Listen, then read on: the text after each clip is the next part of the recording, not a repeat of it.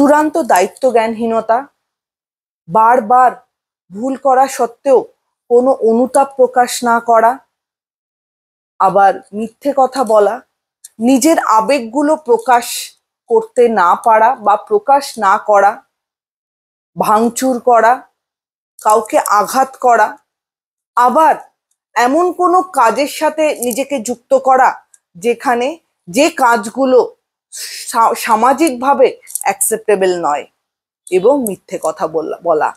এই যে সিমটমগুলো বললাম, এই সিমটমগুলোর প্রত্যেকটাই কিন্তু একটা পার্সোনালিটি ডিসঅর্ডারের সাথে যুক্ত।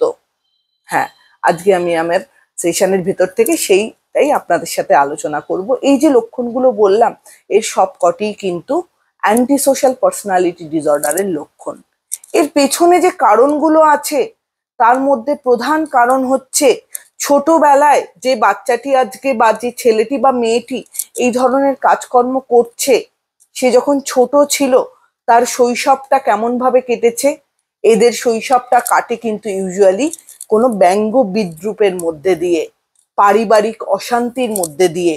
তারা বড় হয় বাবা মায়ের ভেতরে পারিবারিক দ্বন্দ্বের দেখে, ঝগড়া বিবাদ মারপিট এগুলো দেখে কিন্তু তারা বড় হয়। তাদেরকে অ্যাপ্রিসিয়েট করার মতন কেউ কিন্তু থাকে না, তাদের যে কোনো কাজেই ক্রিটিসাইজ তাদেরকে করা হয়, যার কারণে এদের মেন্টালিটি ভীষণ, এদের সেলফ এস্টিমটা বা মেন্টালিটিটা ভীষণ লো হিসাবে ডেভেলপ করে। এরা যত বড় হয় তত কিন্তু আক্রমণাত্মক বিহেভিয়ারে কিন্তু সেটা কনভার্ট হয়। এদের ভেতরকার যে গ্রাজগুলো বা গ্রিভান্সগুলো আছে সেগুলো কিন্তু এরা বিহেভিয়ারের মধ্যে দিয়ে ট্রান্সফার হয়।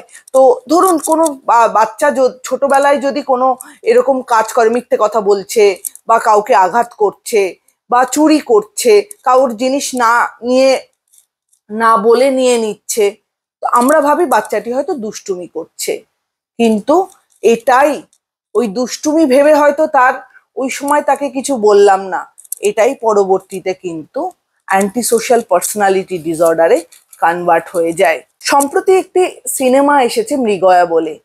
এই মৃগয়া সিনেমাটাতে যে ভিলেনের রোল করছে বা করেছেন বিখ্যাত অভিনেতা সৌরভ দাস, তিনি যে রোলটি এই সিনেমাটাতে প্লে করেছেন তার প্রত্যেকটা ক্যারেক্টারিস্টিক্স, তার যে অভিনয়, এই যে ক্যারেক্টারিস্টিক্স নিয়ে তিনি অভিনয় করেছেন তার পুরোটাই কিন্তু অ্যান্টি সোশ্যাল পার্সোনালিটি ডিসঅর্ডারকে ইন্ডিকেট করে। আপনারা চাইলে এই সিনেমাটি দেখতে পারেন এবং এই সিনেমাটির ভেতর থেকে আইডেন্টিফাই করতে পারেন, আরো ডিটেলে আইডেন্টিফিকেশন আপনারা করতে পারেন যে পার্সোনালিটি ডিসঅর্ডারের এক্স্যাক্ট লক্ষণগুলো কি হতে পারে। এই সিনেমাটিতে সৌরভ দাস যে ক্যারেক্টারটা করেছেন সেখানে দেখতে পাবেন যে সহানুভূতির অভাব ছোটবেলা থেকে, প্রচন্ড রাগ, মিথ্যাচার বা আক্রমণাত্মক বিহেভিয়ার তার ভেতরে কিন্তু ছিল বা রয়েছে।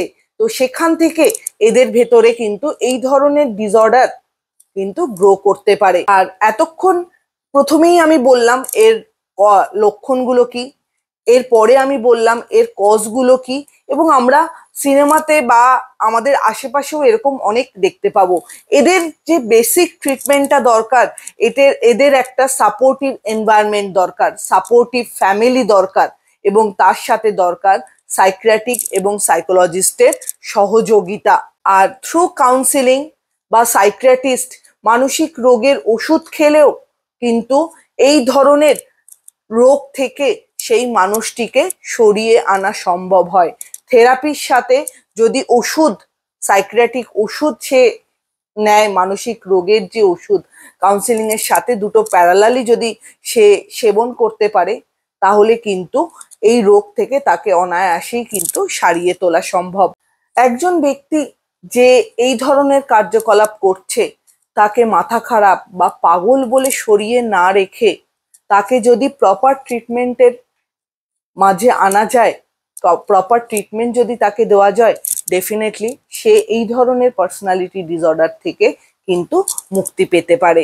আর যদি প্রপার ট্রিটমেন্ট তাকে দেওয়া যায়, তার ভেতরে সহানুভূতি তৈরি হবে, তার ভেতরে ইমোশন তৈরি হবে, ইমোশনের আউটবার্স্ট তৈরি হবে, সে যেগুলো ল্যাক করছিল সেই জায়গাগুলো কিন্তু পূরণ হবে, সে কিন্তু আবার অনায়াসে নর্মাল লাইফ বা নর্মাল মানুষ হিসাবে সমাজে জায়গা করে নিতে পারবে।